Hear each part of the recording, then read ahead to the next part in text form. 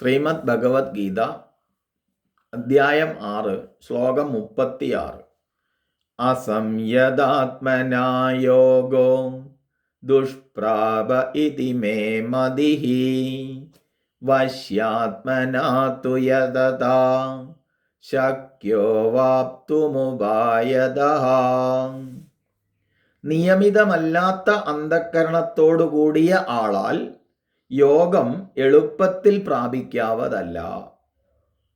എന്നാൽ വശ്യാത്മാവും യത്നശാലിയുമായ ആൾക്ക് ഉപായം കൊണ്ട് പ്രാപിക്കാൻ സാധിക്കും. അപ്പൊ അന്ധക്കരണത്തെ, അതായത് മനസ്സിനെയും ബുദ്ധിയെയും നിയമിക്കാനുള്ള ഉപായങ്ങളായിട്ടാണ് അഭ്യാസ വൈരാഗ്യങ്ങളെ പറഞ്ഞത്. അപ്പൊ നിരന്തരം ജപങ്ങൾ ചെയ്യുക, നല്ല സത്കാര്യങ്ങളെക്കുറിച്ച് കേൾക്കുക, സത്കാര്യങ്ങളെക്കുറിച്ച് ചിന്തിക്കുക, അങ്ങനെയുള്ള അഭ്യാസങ്ങളും പിന്നെ ഏതൊരു വിഷയങ്ങളിലേക്കാണോ മനസ്സ് ചഞ്ചലപ്പെട്ട് ഓടുന്നത് ആ വിഷയത്തിൻ്റെ നശ്വരതയെക്കുറിച്ചുള്ള വിചാരവും ഇത് നിരന്തരം ചെയ്യുന്ന ഒരാൾക്ക് യമം ഉണ്ടാവും. യമം എന്ന് പറഞ്ഞാൽ അന്ധക്കരണത്തിൻ്റെ സംയമനം സാധിക്കും. മനസ്സിൻ്റെയും ബുദ്ധിയുടെയും ആ ഇളക്കം അങ്ങ് നിൽക്കും. എപ്പോഴും ഇളകിക്കൊണ്ടിരിക്കുന്ന ചഞ്ചലമായിരിക്കുന്ന ഭാവം ഉണ്ടല്ലോ, അതങ്ങ് നിൽക്കും. ഇങ്ങനെ അഭ്യാസ വൈരാഗ്യങ്ങളെ കൊണ്ട് നിയമിക്കപ്പെട്ടിട്ടില്ലാത്ത അന്ധക്കരണത്തോടൊത്തയാളാണ് ഇവിടെ അസംയതാത്മാവ് എന്ന് വിശേഷിപ്പിച്ചത്. അങ്ങനെയുള്ള ഒരാൾക്ക് ദുഷ്പ്രാപമാണ് ധ്യാനയോഗം. വളരെ പ്രയാസപ്പെട്ടേ നേടാൻ സാധിക്കൂ. അപ്പൊ അന്ധക്കരണത്തെ നിയമിക്കാത്ത ഒരാൾക്ക്, അതായത് അഭ്യാസ വൈരാഗ്യങ്ങളെ ചെയ്യാത്ത ഒരാൾക്ക് ധ്യാനത്തിൽ ഉറയ്ക്കുക എന്നുള്ളത് വളരെ പ്രയാസമാണ് എന്നർത്ഥം. എന്നാൽ അങ്ങനെയുള്ള അസംയതാത്മാവാണ് എന്നുള്ളത് കൊണ്ട് അയാൾ എപ്പോഴും അങ്ങനെ ആവും എന്നില്ല. ഇതുവരെ താൻ വിഷയങ്ങളുടെ പിന്നാലെ പാഞ്ഞിട്ട് തനിക്ക് എന്ത് പ്രയോജനം കിട്ടി എന്നുള്ള വിചാരത്തിൽ നിന്ന് ഇനി അങ്ങോട്ടെങ്കിലും ഈ ചിത്തസംയമനത്തിന് അയാൾക്ക് അധികമായി പ്രയത്നിക്കാൻ ഒരു പ്രേരണ സ്വാനുഭവത്തിൽ നിന്നുണ്ടാവുകയാണെങ്കിൽ അയാൾക്ക് ധ്യാനയോഗത്തിൽ ഉറയ്ക്കാൻ പറ്റും. പല അടികൾ കിട്ടേണ്ടി വരും. അങ്ങനെ അടി കിട്ടി അങ്ങനെ ആ കിട്ടിയ അടിയെ വിചാരം ചെയ്യപ്പെടുമ്പോൾ സ്വാഭാവികമായിട്ടും ഈ വിഷയത്തിൽ നിന്നൊരിക്കലും തനിക്ക് ശാന്തിയോ സമാധാനമോ ലഭിച്ചിട്ടില്ലെന്നുള്ള തിരിച്ചറിവിലൂടെ ധ്യാനയോഗത്തിലേക്ക് അയാൾ കൂടുതൽ പരിശ്രമിച്ചാൽ, വളരെ പ്രയാസപ്പെട്ട് പരിശ്രമിക്കുകയാണെങ്കിൽ, തീവ്രമായിട്ട് പരിശ്രമിക്കുകയാണെങ്കിൽ, കാരണം ധ്യാനയോഗം കൊണ്ട് മാത്രമേ, തൻ്റെ സംയമനം കൊണ്ട് മാത്രമേ, അന്ധക്കരണ നിയമനം കൊണ്ട് മാത്രമേ ഏതു മേഖലയിലും തനിക്ക് ശോഭിക്കാൻ പറ്റൂ എന്നുള്ള തിരിച്ചറിവിലൂടെ അങ്ങനെ പ്രയത്നം ചെയ്യുന്ന ഒരാൾക്ക് ഈ പരമമായ തലത്തെ എത്തിപ്പെടാൻ സാധിക്കും. അങ്ങനെ ഈ പരമമായ ധ്യാനയോഗ സ്ഥിതിയിലേക്ക് ഉയരുന്നതുവരെ പ്രയത്നം ചെയ്യുക തന്നെ വേണം. സാധനാനുഷ്ഠാനങ്ങൾ, അത് ജപമായിക്കോട്ടെ എന്തോ ആയിക്കോട്ടെ, അത് നിരന്തരമായി ആവർത്തിക്കണം. അതിൽ വിട്ടുവീഴ്ച മനോഭാവം ഉണ്ടാവരുത്. അതേപോലെ തന്നെ എല്ലാറ്റിലും ആത്മദൃഷ്ടിയാകുന്ന ആ പരമഫലപ്രാപ്തി വരെ എല്ലാറ്റിലും താൻ തന്നെയാണ് വിളങ്ങുന്നത്. ഒരേ പരമേശ്വരൻ തന്നെയാണ് സർവ്വ ജീവജാലങ്ങളിലും കുടികൊള്ളുന്നതെന്ന് തൻ്റെ സഹജീവികളിലെങ്കിലും കാണാൻ പരിശ്രമിക്കുക. അതിന് ശാസ്ത്ര സഹായം വേണം, അല്ലാതെ ഒന്നും തോന്നില്ല. ശാസ്ത്രത്തിൻ്റെ സഹായത്തോടു കൂടി തന്നെ അത് ഉറപ്പിക്കാൻ പറ്റും. ഇല്ലെങ്കിൽ താൻ കേമനെന്നും മറ്റുള്ളവർ കുറച്ച് മോശക്കാരെന്നും തൻ്റെ ചിന്ത ശരിയെന്നും മറ്റുള്ളവരുടെ ചിന്ത കുറച്ച് മോശം എന്നൊക്കെ തോന്നും. അതൊക്കെ ഉപാധിഭേദങ്ങളാണ്. അതിലൊക്കെ വിളങ്ങുന്നത് പരമാത്മ ചൈതന്യമാണ് എന്നുള്ളത് ഊട്ടിയുറപ്പിക്കണം. ഇപ്പോൾ ഒരു വ്യക്തിയുടെ ചെയ്തിയെ അല്ല നമ്മൾ കാണേണ്ടത്, അതേ സമയത്ത് ആ വ്യക്തിത്വത്തിലുള്ളത്, ആ വ്യക്തിത്വം എന്ന് പറയുന്നത് ഈശ്വരൻ്റെ വ്യക്തിത്വം തന്നെയാണ്. അവരുടെ കർമ്മഫലമായിട്ട് ആ ഉപാധികളിലൂടെ ഉണ്ടായ ദോഷങ്ങളെ മാത്രം കണ്ടാൽ പോരാ. ഓരോരുത്തരുടെയും പ്രാരബ്ധമനുസരിച്ചാണ് ഓരോരുത്തരും പല മേഖലകളിൽ പലരായി പല സ്വഭാവങ്ങളായിട്ട് പ്രവർത്തിക്കുന്നത്. ചിലർ ക്രോധവാന്മാരായിട്ടും, ചിലർ ദുഷ്ടന്മാരായിട്ടും, ചിലർ വളരെ സജ്ജനങ്ങളായിട്ടും ഒക്കെ പ്രവർത്തിക്കുന്നത്. അപ്പോൾ അതൊക്കെ ഉണ്ടെങ്കിൽ അത് പ്രാരബ്ധവശാൽ ആ ജീവന്റെ ഗതി അനുസരിച്ച് വന്നതാണെന്നും അതിലും വിളങ്ങുന്നത് പരമാത്മ ചൈതന്യമാണെന്നും അറിഞ്ഞ് എല്ലാറ്റിലും ഈ ആത്മദൃഷ്ടി കൈവരേണ്ടതുണ്ട്. അതിൻ്റെ അർത്ഥം അവരുടെ ചെയ്തികളെ വെറുക്കണ്ടെന്നല്ല, ചെയ്തികളെ വെറുക്കണം. കള്ളൻ എന്നുള്ള വ്യക്തിയെ വെറുക്കരുത്, കാരണം ആ വ്യക്തിത്വം ഭഗവാൻ തന്നെയാണ്. കള്ളത്തരത്തെ വെറുക്കണം. രണ്ടും വേർതിരിക്കാൻ നമുക്ക് കഴിയണം. തെറ്റിനെയും തെറ്റ് ചെയ്ത വ്യക്തിയെയും വേർതിരിക്കാൻ കഴിയണം.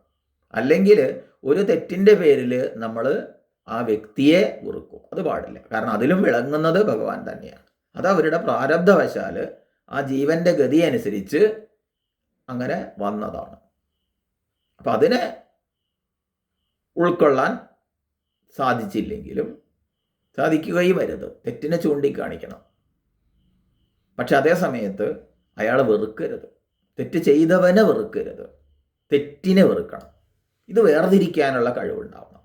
അങ്ങനെ സർവാത്മദൃഷ്ടിയാകുന്ന പരമഫലപ്രാപ്തി വരെ, സർവവും ഈശ്വരമയമാണെന്ന് കാണുന്നത് വരെ യത്നിക്കുക തന്നെ വേണം. അങ്ങനെയുള്ള ഒരാൾക്ക് പരമമായ ഈ യോഗത്തെ പ്രാപിക്കാനാവൂ. ഇപ്രകാരം മനോനിയമനം സംബന്ധിച്ച സംശയത്തിന് വ്യക്തമായ സമാധാനം ഇവിടെ പറയപ്പെട്ടു എന്നാണ് ഭഗവാൻ പറയുന്നത്. ഇവിടെ നമ്മൾ ഒന്നുകൂടി ഇതിനെ ഒന്ന് വിശകലനം ചെയ്താൽ നമുക്ക് ഈ ആത്മസാക്ഷാത്കാരം എന്നുള്ള ഈ പരമമായ യോഗം ഉണ്ടല്ലോ, പരമമായ ലക്ഷ്യതലം ഉണ്ടല്ലോ, എല്ലാറ്റിലും ഈശ്വരദൃഷ്ടി കൈവന്ന ഒരു മഹാത്മാവിൻ്റെ സ്ഥിതി ഉണ്ടല്ലോ, ആ ഒരു കാഴ്ചപ്പാട് ഒന്ന് ആലോചിച്ചാൽ തന്നെ, കാരണം നമ്മളൊക്കെ അങ്ങനെയുള്ള ആളുകളുടെ അടുത്തേക്കാണ് ഓടുന്നത്. അതെത്ര സമാധാനവും ശാന്തിയും ഉള്ളതാണ് അവരുടെ ആ ഭാവം. അതേ ശാന്തിയും സമാധാനവും നമുക്കും പകർന്ന് ലഭിക്കുന്നുണ്ട് അവരുടെ സാമീപ്യത്തിൽ. അപ്പോൾ അവരെത്ര അനുഭവിക്കുന്നുണ്ടാവും. അപ്പോൾ ഈ ലോകത്തെ ഏറ്റവും പരമമായ ശാന്തിയും സമാധാനവും ലഭിക്കുന്നത് ഈ സർവത്തിലും ഈശ്വരദൃഷ്ടി കൈവന്ന, ആത്മദൃഷ്ടി കൈവന്നവരാണ്. അവരെ സംബന്ധിച്ച് ഒരു വേവലാതിയുമില്ല. കാരണം എല്ലാം ഭഗവാനാണെന്ന് മനസ്സിലാക്കിയ ഒരാൾക്ക് പിന്നെ ഭഗവത് ഭിന്നമായി എന്ത് കാണാനാണ്? അതുകൊണ്ട് ഈ ലക്ഷ്യം നേടുന്നത് വരെ ഉത്സാഹപൂർവം സാധന അനുഷ്ഠിക്കാൻ കഴിയണമെങ്കിൽ മനസ്സിന് എപ്പോഴും ഒരു ദൃഢത വേണം, ഉറപ്പ് വേണം. വിഷയസേവ പലപ്പോഴും നമ്മുടെ മനസ്സിൻ്റെ ആ ഉറപ്പിനെ നിർവീര്യമാക്കുന്നതും ദുർബലമാക്കുന്നതുമാണ്. അതുകൊണ്ട് സംയമനമാണ് എപ്പോഴും ഏത് കാര്യത്തിലും മനസ്സിൻ്റെ ആരോഗ്യം വീണ്ടെടുക്കുന്നത്. ഇത് ലക്ഷ്യതലത്തിൽ മാത്രമല്ല, മാർഗതലത്തിലും മനസ്സിൻ്റെ സംയമനം എപ്പോഴും നമ്മുടെ ജീവിതത്തിൽ വളരെയധികം ഗുണം ചെയ്യുന്നതാണ്. ഇപ്പോഴൊരു സംയമനം പാലിക്കുക. ഒരാളൊന്ന് പറഞ്ഞു, അപ്പോഴേക്ക് നമ്മൾ 4 അങ്ങോട്ട് പറഞ്ഞു. അതല്ല, ഇപ്പോഴൊരു സംയമനം, ഒരു ക്ഷമിക്കാനും സഹിക്കാനും ഒക്കെയുള്ള ഒരു കഴിവ്. അങ്ങനെയുള്ള ആ മനസംയമനമില്ലാത്തവന് യോഗസിദ്ധി കൈവരില്ല എന്ന് പറഞ്ഞാൽ അയാളുടെ മാർഗതലത്തിൽ പോലും, സാധാരണ ജീവിതത്തിൽ പോലും അയാൾക്ക് ജീവിച്ചു പോകാൻ പ്രയാസമായിരിക്കും. എന്നും ടെൻഷനും പ്രയാസങ്ങളോ. അതുകൊണ്ട് വിഷയാസക്തമായ മനസ്സിൻ്റെ വിനാശകാരികളായ വികാരങ്ങൾക്ക് വിധേയനായിട്ട് പെട്ടെന്ന് ക്രോധം വരിക, പെട്ടെന്ന് സങ്കടം വരിക, ഇങ്ങനെയുള്ള വികാരങ്ങൾക്ക് വിധേയനായിട്ട് ഇന്ദ്രിയങ്ങളെ പ്രീതിപ്പെടുത്താൻ വീണ്ടും വീണ്ടും വിഷയസേവയിൽ മുഴുകിക്കഴിയുന്നവന് ഒരിക്കലും സ്വസ്ഥത ഉണ്ടാവില്ല. അതുകൊണ്ട് യോഗ സാധനയിൽ നിഷ്ഠ കിട്ടില്ല എന്നാണ് പറഞ്ഞത്. അപ്പം ഇന്ദ്രിയങ്ങളെ വിഷയങ്ങളിൽ നിന്ന് നിയന്ത്രിക്കാത്ത കാലത്തോളം മനസ്സിനെ ശാന്തമാക്കാനാവില്ല. ഒരു നിയന്ത്രിത ഭാവം ഉണ്ടാവണം, ഒരു സംയമന ഭാവം ഉണ്ടാവണം. ഒന്നും എടുത്ത് ചാടിയിട്ടല്ല. ഒരു ഭക്ഷണം കഴിക്കുമ്പോൾ ചിലർ കാണാം വാരി വലിച്ച് കഴിക്കുന്നതാണ്. അങ്ങനെയല്ല, അതൊക്കെ ഒന്ന് ആസ്വദിച്ച് ശാന്തമായിട്ട് കഴിക്കുക. ഇതുപോലെ എല്ലാ വിഷയങ്ങളും അത് സംയമനത്തോടുകൂടി വിചാരം കൊണ്ട്, വിചാരദശയിൽ വിചാരം ചെയ്തുകൊണ്ട് കഴിക്കുക. അങ്ങനെ സംയമനമില്ലാതെ വാരി വലിച്ച് ചെയ്യുന്ന എല്ലാ പ്രവൃത്തികളും എന്നും പ്രയാസകരമായി തീരും. മനസ്സിനെ കൂടുതൽ കൂടുതൽ സംഘർഷമായി ആക്കി തീർക്കും. ആ ഒരു സ്വഭാവം മാറ്റണം എന്നാണ് പറഞ്ഞത്. അങ്ങനെയുള്ള ആൾക്ക് ഒരു പാഠപുസ്തകം പോലും പഠിച്ചാൽ അതിനെക്കുറിച്ച് ഏകാഗ്രത ഉണ്ടാവില്ല. പഠിച്ചതൊക്കെ വേഗം മറന്നുപോകും. ഇങ്ങനെയുള്ള ആ വേവലാതിപ്പെട്ടിട്ട് എല്ലാ കാര്യങ്ങളും എടുത്തു ചാടി ചെയ്യുന്ന സംയോദാത്മാവല്ലാത്ത ഒരാൾക്ക്, ഒരു വിദ്യാർത്ഥിക്ക് പാഠം പഠിക്കാൻ പോലും, അതിൽ പോലും ഏകാഗ്രത കൈവരിക്കാൻ സാധിക്കില്ല. എന്നാൽ നല്ലപോലെ വേണ്ട പോലെ അനുഷ്ഠിക്കുന്ന ഒരാൾക്ക് മനസ്സിനെ സ്വാധീനമാക്കിയിട്ട് ഈ യോഗസിദ്ധി നേടാൻ കഴിയും എന്നാണ് ഇവിടെ ഭഗവാൻ ഓർമ്മിപ്പിക്കുന്നത്. അപ്പോൾ ലൗകിക ജീവിതത്തിൽ പോലും നമുക്ക് കാര്യമായിട്ട് വല്ലതും നേടണമെങ്കിൽ ആത്മസംയമനം കൂടിയേ തീരൂ. ഒരാൾ പരീക്ഷ എടുക്കുമ്പോൾ ഒരു വിദ്യാർത്ഥിയുടെയും അതുപോലെ എന്തിനേറെ ഒരു കലാപരിപാടിക്ക് ഒരു അരങ്ങേറ്റം നടത്തുന്ന ഒരു നർത്തകിയുടെയും കാര്യം തന്നെ എടുത്തു നോക്കൂ. അവർക്ക് അതിൽ വിജയം നേടണമെന്നുണ്ടെങ്കിൽ പോലും അവർ ചെയ്യുന്ന അതിന് പ്രാധാന്യം കൊടുക്കേണ്ടി വരും. അതിൻ്റെ ഇടയിൽ ചിലപ്പോൾ ഭക്ഷണമൊക്കെ പേരിന് മാത്രമേ ഉണ്ടാവുള്ളൂ. ചിലപ്പോൾ അവർ ചെയ്തു തീർക്കേണ്ട മറ്റു പ്രവർത്തികൾ ചിലപ്പോൾ ബാക്കി വയ്ക്കേണ്ടി വരും. കാരണം അരങ്ങേറ്റം എടുക്കുകയാണ്, അല്ലെങ്കിൽ പരീക്ഷ എടുക്കുകയാണ്. അപ്പോൾ ഇപ്പോൾ കുറച്ച് പാഠം പഠിക്കാൻ അല്ലെങ്കിൽ അതിനുള്ള സമയം കൂടുതൽ കൊടുക്കണം, പ്രാധാന്യം കൊടുക്കണം എന്നുള്ള ചിന്ത ആ വിദ്യാർത്ഥിക്ക്, ആ അരങ്ങേറ്റക്കാരത്തിക്ക് ഉണ്ടാവും. അങ്ങനെ ഏതിലാണോ നമ്മൾ പ്രാധാന്യം കൊടുക്കുന്നത് അതിനനുസരിച്ചിരിക്കും നമ്മുടെ പോക്ക്. അപ്പോൾ ഭൗതിക നേട്ടങ്ങൾക്ക് പോലും ആത്മസംയമനം ആവശ്യമാണ് എന്നാണ് ഇതുകൊണ്ട് ഉദ്ദേശിച്ചത്. അങ്ങനെ ഇരിക്കെ പരമമായ ലക്ഷ്യത്തെ ആത്മസാക്ഷാത്കാരത്തിന് പ്രയത്നിക്കണമെങ്കിൽ എന്ത് വേണം? സംയമനം അനിവാര്യമാണെന്ന് ഊഹിക്കാമല്ലോ എന്നാണ് പറഞ്ഞത് ഭഗവാൻ ഭാഷ്യകാരൻ. ഇതിൻ്റെ അർത്ഥം സർവഭോഗ്യ വസ്തുക്കളെയും വിഷയങ്ങളെയും ഒക്കെ ഒരു സാധകൻ ഉപേക്ഷിക്കണം എന്ന് അർത്ഥം എടുക്കരുത്. അങ്ങനെ ഒരു തെറ്റിദ്ധാരണ പൊതുവെ നിലവിലുണ്ട്. അപ്പോൾ ആധ്യാത്മിക ജീവിതത്തിൻ്റെ പേരിൽ എല്ലാ സുഖസൗകര്യങ്ങളും എല്ലാ വിഷയങ്ങളും ഒക്കെ ഉപേക്ഷിച്ചിട്ട് ശാരീരിക ആവശ്യങ്ങൾ പോലും അവഗണിച്ച് അങ്ങനെ കഴിയണം എന്നുള്ള ബുദ്ധിഹീനമായ ചില സാധകന്മാരെ കാണാം. അത് ആരോഗ്യകരമല്ല. അവർക്ക് ആധ്യാത്മികമായ വികാസവും സാധിക്കില്ല, അത് വിനാശമായിരിക്കും.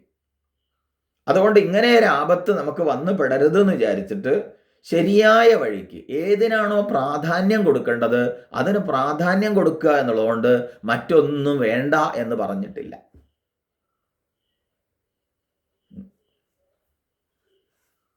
സിനിമ കാണാൻ പോകരുത്, കുളിക്കാനും കളിക്കാനും ഒന്നും പോകരുത്. ഒരു വിദ്യാർത്ഥിക്ക് പരീക്ഷയ്ക്ക് പഠിക്കൽ മാത്രം മതി എന്ന് പറഞ്ഞാൽ അത് സാധ്യമല്ല. അതും കൂടി വേണം. പക്ഷെ ഏതിനാണോ പ്രാധാന്യം കൊടുക്കുന്നത് അതിന് പ്രാധാന്യം കൊടുക്കണം. മറ്റത് അപ്രസക്തമായിരിക്കണം. ചിലപ്പോൾ ഉപേക്ഷിക്കേണ്ടി വരും, പക്ഷെ അത് തീർത്തും ഉപേക്ഷിക്കുകയല്ല. ഇങ്ങനെ നിസ്സാര വിനോദങ്ങളിൽ ഏർപ്പെട്ടിട്ട് നഷ്ടമാകുന്ന സമയം പഠനത്തിനായി വിനിയോഗിച്ചാൽ വിജയം പ്രതീക്ഷിക്കാം. അത് നിസ്സാരമാണെന്ന് മനസ്സിലാക്കുമ്പോൾ പരീക്ഷ എടുക്കുന്ന ഒരു വിദ്യാർത്ഥി എപ്രകാരമാണോ പരീക്ഷയ്ക്ക് പ്രാധാന്യം കൊടുക്കുന്നത് അവിടെ എന്നും അത് ഒഴിവാക്കണം എന്നല്ല അർത്ഥം. അപ്പം അതിന് പ്രാധാന്യം കൊടുക്കുന്നു. അപ്പോൾ ജപധ്യാനങ്ങൾ ചെയ്യുന്നത് മുടക്കം വരാതെ നിത്യനിരന്തരമായിട്ട് അത് ചെയ്യേണ്ട സമയത്ത് അത് ചെയ്യുക, അതിൽ മുടക്കം വരുത്താതിരിക്കുക. ഒരു കാരണവശാലും അത് മുടക്കാൻ വരുത്താതിരിക്കുക. നമ്മളെയൊക്കെ സംബന്ധിച്ച്, പല ആൾക്കാരെ സംബന്ധിച്ചും നാമജപം നാളെയും ചെയ്യാലോ, നാവ് ഉണ്ടല്ലോ. ഭക്ഷണം കഴിക്കേണ്ട കാര്യത്തിൽ നോക്കിക്കഴിഞ്ഞാൽ അത് മുടക്കാൻ പറ്റില്ല. കുളിക്കേണ്ട കാര്യത്തിൽ പറ്റില്ല. ഒരു ദിവസം കുളിക്കാതിരുന്നാൽ എന്താ ചിന്തിക്കില്ല, ഒക്കെ വേണം. അതുപോലെ തന്നെ പൊട്ട് തൊടുകയോ പൗഡർ ഇടുകയോ അങ്ങനെയുള്ള കാര്യങ്ങളൊക്കെ അതൊന്നും ഒഴിവാക്കാൻ പറ്റില്ല. എങ്ങനെയുള്ള വസ്ത്രം എടുക്കണം, അത് ഇസ്തിരി ഇടണം, അതിനൊന്നും നമുക്ക് മുടക്കം വരുത്താൻ പറ്റില്ല. പക്ഷെ അതേ സമയത്ത് മുടക്കം വരുത്തുന്നത് പലപ്പോഴും ഈ പരമമായ യോഗത്തെ പ്രാപിക്കാനുള്ള ജപധ്യാനങ്ങളെയായിരിക്കും. അങ്ങനെ ആവരുതെന്നർത്ഥം. ജപധ്യാനങ്ങൾക്കൊരു പ്രാധാന്യം കൊടുത്തുകൊണ്ട് അത് നിത്യനിരന്തരമായി ചെയ്യാനുള്ള ഒരു ഉത്സാഹം വേണം. അത് എപ്പോഴെങ്കിലും ചെയ്യേണ്ടതല്ല. ഭക്ഷണം ഒരു നേരം മുടങ്ങി നിൽച്ചാൽ കുഴപ്പമൊന്നുമില്ല, അത് ഗുണമാണ്. പക്ഷേ നാമജപം മുടങ്ങരുത്. പക്ഷെ തിരിച്ചാണ് നമ്മൾ കാണുന്നത്. അതുകൊണ്ട് തന്നെയാണ് ഈ പരമമായ ഈ ധ്യാനത്തിൽ ഉറയ്ക്കാത്തത് എന്നാണ് ചുരുക്കം. അതുകൊണ്ട് വിഷയത്തിൽ ആസക്തനായിട്ട് ജീവിക്കുകയാണെങ്കിൽ ആന്തരമായ തൻ്റെ ശക്തി, ആത്മസംയമനം ചോർന്നു പോകും. അതുകൊണ്ട് വിഷയങ്ങളെ എപ്പോഴും സംയമനം ചെയ്ത് ശീലിക്കണം. പരക്കം പായരുത്, അതിൽ തന്നെ ഇടപെട്ടുകൊണ്ട് പോകരുത്. അതിനെ ശരിയായ വഴിക്ക് ആത്മവിചാര മാർഗത്തിലേക്ക് അഭ്യാസ വൈരാഗ്യങ്ങളോടുകൂടി പ്രയത്നിച്ചാൽ ഈ വിഷയങ്ങളുടെ നശ്വരത ബോധിച്ച് തിരിച്ചു പിടിക്കണം തൻ്റെ മനസ്സിനെ. അങ്ങനെ സത്യസാക്ഷാത്കാരത്തിനായിട്ട് പരിശ്രമിക്കണം. ഇതാണ് വിവേകിയായ ഒരു സാധകൻ്റെ കർത്തവ്യം. അങ്ങനെയുള്ള ഒരാൾക്ക് മാത്രമേ ബാഹ്യമായ ജീവിതത്തിലും പരമമായ സത്യസാക്ഷാത്കാരത്തിലും ഒക്കെ ഉയരാൻ സാധിക്കൂ എന്ന് പറഞ്ഞുകൊണ്ടാണ് ഈ ശ്ലോകം ഉപസംഹരിക്കുന്നത്.